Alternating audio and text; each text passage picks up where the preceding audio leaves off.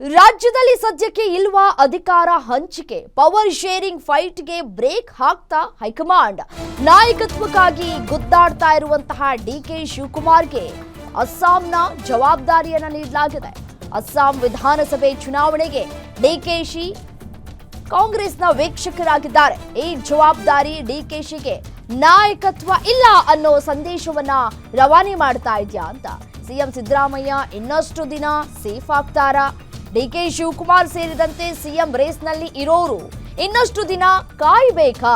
ಪಂಚರಾಜ್ಯ ಚುನಾವಣೆಯವರೆಗೂ ಕೂಡ ನಾಯಕತ್ವ ಬದಲಾವಣೆ ಇಲ್ವಾ?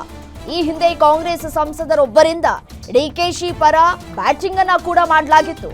ಡಿಕೆಶಿಗೆ ಎಐಸಿಸಿ ಮಟ್ಟದಲ್ಲಿ ಸ್ಥಾನ ಕೊಡಬೇಕು ಅಂತ ಕೂಡ ಹೇಳಿದ್ರು ಸಂಸದರು. ಈಗ ಅಸ್ಸಾಂ ಕಾಂಗ್ರೆಸ್ ಚುನಾವಣಾ ವೀಕ್ಷಕರಾಗಿ ನೇಮಕ ಆಗಿದ್ದಾರೆ ಡಿಕೆ ಶಿವಕುಮಾರ್. ಡಿಕೆಶಿಗೆ ನೀಡಿರುವಂತಹ ಈ ಜವಾಬ್ದಾರಿ ನಾಯಕತ್ವ ಇಲ್ಲ ಅನ್ನೋ ಸಂದೇಶವನ್ನ ರವಾನೆ ಮಾಡ್ತಾ ಇದೆಯಾ ಅನ್ನುವಂತಹ ಒಂದು ಪ್ರಶ್ನೆ ಆದ್ರೂ ಕೂಡ ಮತ್ತೊಂದು ಕಡೆ ಅದನ್ನ ನಿಭಾಯಿಸಬಲ್ಲಂತಹ ಸಾಮರ್ಥ್ಯ ಇದೆ ಅನ್ನುವಂತಹ ಸಂದೇಶವನ್ನ ಕೂಡ ರವಾನೆ ಮಾಡದಂತೆ ಕಾಣಿಸ್ತಾ ಇದೆ.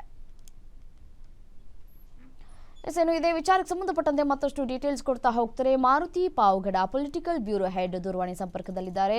ಮಾರುತಿ, ಸದ್ಯಕ್ಕೆ ರಾಜ್ಯದಲ್ಲಿ ನಾಯಕತ್ವ ಬದಲಾವಣೆ ವಿಚಾರಕ್ಕೆ ಸಂಬಂಧಪಟ್ಟಂತೆ ಬ್ರೇಕ್ ಏನೋ ಬಿದ್ದಿದೆ. ಬಟ್ ಆದ್ರೆ ಈಗ ಡಿಕೆ ಶಿವಕುಮಾರ್ ಅವರಿಗೆ ಕೊಟ್ಟಿರುವಂತಹ ಈ ಒಂದು ನಾಯಕತ್ವ ಅನ್ನುವಂತಹ ಒಂದು ವಿಚಾರ ಒಂದ್ ಕಡೆ ಆದ್ರೆ, ಮತ್ತೊಂದು ಕಡೆ ಅವರಿಗೆ ಪಂಚರಾಜ್ಯ ಚುನಾವಣೆವರೆಗೂ ನಾಯಕತ್ವ ಬದಲಾವಣೆ ಇದೆಯಾ ಇಲ್ವಾ ಅನ್ನುವಂತಹ ಪ್ರಶ್ನೆ.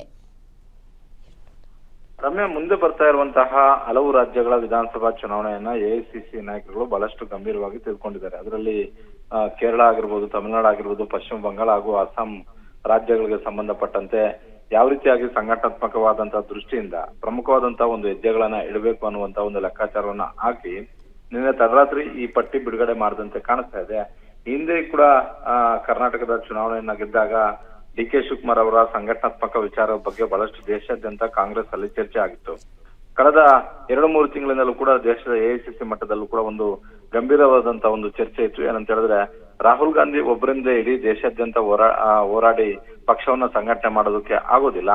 ಹೀಗಾಗಿ ಕೆಲವೊಂದಷ್ಟು ರಾಜ್ಯಗಳಲ್ಲಿ ಪ್ರಭಾವಿ ವರ್ಚಸ್ಸು ಇರುವಂತಹ, ಸಂಘಟನಾತ್ಮಕವಾಗಿ ಬಹಳಷ್ಟು ವರ್ಚಸ್ಸನ್ನು ಹೊಂದಿರುವಂತಹ, ಸಂಘಟನೆ ದೃಷ್ಟಿಯಿಂದ ಪ್ಲಾನ್ ರೂಪಿಸುವಂತಹ ಕೆಲ ನಾಯಕರುಗಳನ್ನ ಎಐಸಿಸಿ ಮಟ್ಟಕ್ಕೆ ಕರೆಸಿಕೊಂಡು ಪಕ್ಷವನ್ನ ಸದೃಢ ಮಾಡಬೇಕು ಅನ್ನುವಂತಹ ರೀತಿಯಲ್ಲಿ ಎಐಸಿಸಿ ಒಂದು ಪತ್ರವನ್ನು ಕೂಡ ಒಬ್ಬರು ಬರೆದಿದ್ರು.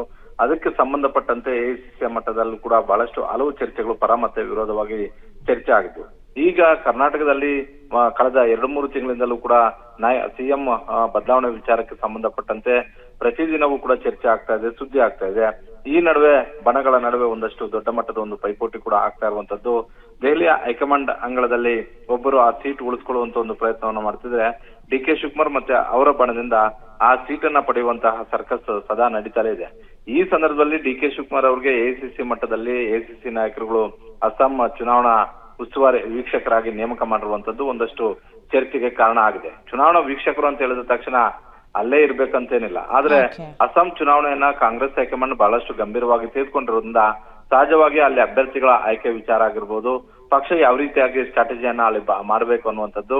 ಹೀಗಾಗಿ ಇದಕ್ಕೆ ಸಂಬಂಧಪಟ್ಟಂತೆ ವೀಕ್ಷಕರಾಗಿ ನೇಮಕ ಆಗಿರುವಂತವರು ಸಹಜವಾಗಿ ಚುನಾವಣೆ ಸಂದರ್ಭದಲ್ಲಿ, ಚುನಾವಣೆ ಪೂರ್ವ ಹಾಗೂ ಚುನಾವಣೆ ನಡೆಯುವಂತ ಒಂದು ಸಂದರ್ಭದಲ್ಲಿ ಆ ರಾಜ್ಯದಲ್ಲಿ ಇರಬೇಕಾಗುತ್ತೆ. ಈಗ ಇಲ್ಲಿ ಸಿಎಂ ಕನಸು ಕಾಣ್ತಾ ಇರುವಂತಹ ಡಿಕೆ ಶಿವಕುಮಾರ್ ಅವರು ಅಸ್ಸಾಂ ಚುನಾವಣೆ ಆಗೋವರೆಗೂ ಕೂಡ ಅಲ್ಲಿ ಬ್ಯುಸಿ ಆಗಿದ್ದೆ. ಆದ್ರೆ ಅಷ್ಟರ ಮಟ್ಟಿಗೆ ಸಿದ್ದರಾಮಯ್ಯ ಅವರಿಗೆ ಇಲ್ಲಿ ಸೇಫ್ ಅನ್ನುವಂತ ಒಂದು ಸಂದೇಶವನ್ನ ಕಾಂಗ್ರೆಸ್ ಹೈಕಮಾಂಡ್ ರವಾನೆ ಮಾಡ್ತಾ ಈ ಆದೇಶದ ಮುಖಾಂತರ ಅನ್ನುವಂತ ಒಂದು ಚರ್ಚೆ ಕಾಂಗ್ರೆಸ್ ಪಡಸಾಲೆಯಲ್ಲಿ ಆಗ್ತಾ ಇದೆ. ರಮ್ಯಾ, ಹಾಗಂದ ಮಾತ್ರಕ್ಕೆ ಡಿಕೆ ಶಿವಕುಮಾರ್ ಅವರು ಇಟ್ಕೊಂಡಿರುವಂತಹ ಆ ಗುರಿ ಮತ್ತೆ ಆ ಕನಸು ಕೂಡ ಕಮರಿಲ್ಲ. ಆದ್ರೆ ಒಂದಷ್ಟು ದಿನಗಳ ಕಾಲ ಈ ವಿಚಾರವನ್ನ ಕಂಟ್ರೋಲ್ ಮಾಡುವಂತ ಒಂದು ಕೆಲಸ ಕಾಂಗ್ರೆಸ್ ಹೈಕಮಾಂಡ್ ಮಾಡ್ತಾ ಅನ್ನುವಂತ ಒಂದು ಪ್ರಶ್ನೆಗಳು ಕೂಡ ಉಟ್ಕೊಂಡಿದ್ದಾವೆ. ರಮ್ಯಾ, ಥ್ಯಾಂಕ್ ಯು ತಮ್ಮ ಡೀಟೇಲ್ಸ್ಗೆ.